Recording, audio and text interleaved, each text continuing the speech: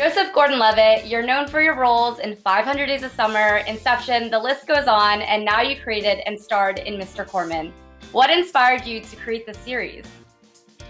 What inspired me? I was mostly feeling grateful for my life. I feel so grateful for so many things. I have a wonderful family, a wonderful wife and partner. I have my kids. I get to do work that means a lot to me. I'm safe. I have enough money. I have so much to be grateful for, and I feel really lucky for those things.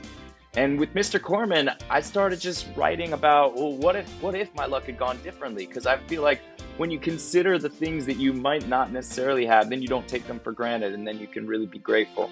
And so I started thinking like, well, what if I didn't have two great parents? What if I just had one positive parent and one that was maybe a bit more problematic? What if I hadn't met my life partner yet? What if she and I just hadn't run into each other yet? And started just making some changes to my life. And so the character you see in Mr. Corman is in a lot of ways me, but with just certain changes.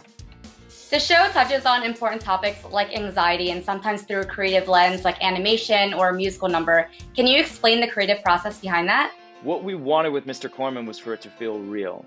And sometimes when you want to make things feel real, you should show something that's realistic. And a lot of the acting and writing is realistic. But there are certain moments in life where if you want the audience to feel what the characters are really feeling, you can't show them realism. It won't do. You need something more. And so that's when we go into these larger than life fantastical sequences. Like you said, there's a musical number, there's a fantasy fight sequence. There's, in the first episode, my character gets, thrown out of a window and flies through space towards, stars that are becoming sperm and a moon that is becoming an egg. And sometimes if you want the audience to really feel what life feels like, showing real life won't do. You have to show something bigger. The animations definitely reminded me of Flight of the Conchords. How much of yourself do you see in your character, Mr. Corman? Well, there's a lot of me in Mr. Corman, and then there's a lot of other people that are really close to me. I find that a lot of my favorite stories come from a storyteller who's taking a good, deep, honest dive into themselves.